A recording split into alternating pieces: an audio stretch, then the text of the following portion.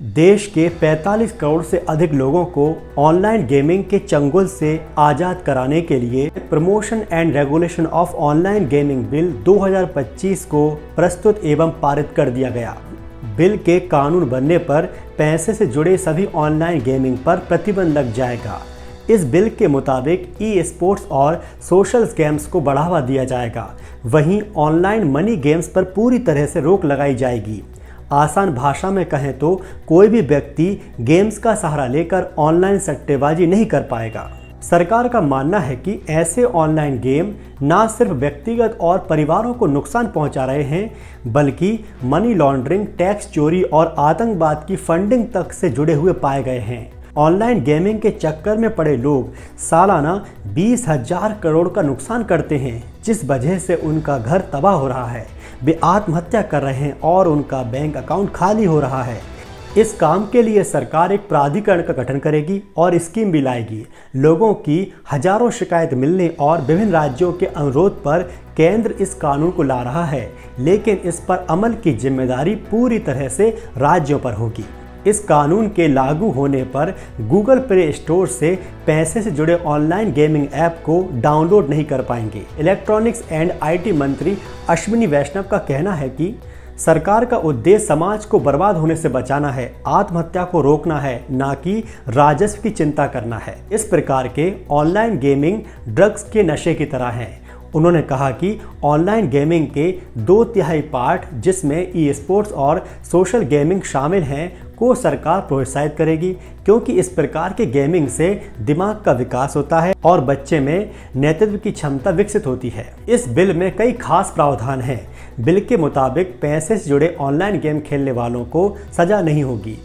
जो कंपनियां इस प्रकार का गेमिंग ऐप संचालित करेंगी, उनके लिए 1 करोड़ तक का जुर्माना और 3 साल की कैद का प्रावधान लाया गया है। इस प्रकार के गेमिंग ऐप का प्रचार करने वाले स्टार को 2 साल की सजा और 50 लाख रुपए का जुर्माना होगा। वहीं पैसे से जुड़े गेम में ट्रांजैक्शन सुविधा देने वालों को भी 1 करोड़ के जुर्माने के साथ 3 साल की कैद का प्रावधान किया गया है। नए कानून के लागू होने तक गेमिंग की वर्तमान व्यवस्था जारी रहेगी।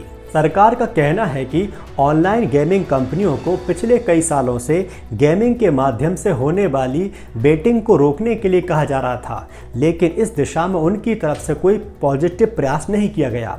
बड़े आश्चर्य की बात है कि क्रिकेट से जुड़े कुछ ऑनलाइन गेम को 20 करोड़ लोग खेलते हैं, जबकि देश में शेयर बाजार से जुड़े खुदरा निवेशकों की संख्या अभी इतनी नहीं हुई है।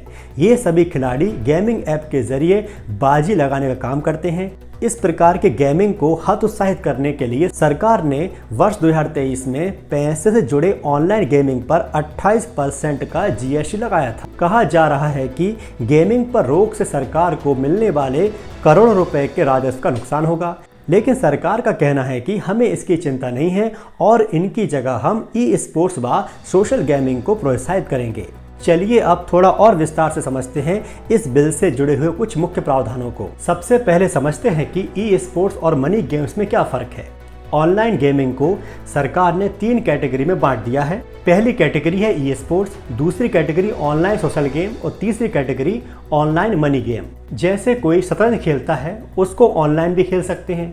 इस तरह के खेल ई स्पोर्ट्स के अंदर आते हैं। इसमें हो सकता है कि जीतने पर कोई इनामी राशि भी मिले। इसमें खिलाड़ी का तजुर्बा महत्वपूर्ण है। ऑनलाइन सोशल गेम की मदद से बच्चे को सीखते हैं। वहीं दूसरी ओर जहां बोला जाता है कि आप थोड़ा पैसा लगाओ और उम्मीद दी जाती है कि आप ज़्यादा पैसा जीत सकते हैं, ज़्यादा खेलेंगे तो और ज़्यादा जीतेंगे, ये कैटेगरी ऑनलाइन मनी गेम की है। अब प्रश्न उठता है कि पबजी, फ्री फायर और GTA जैसे गेम्स का क्या होगा।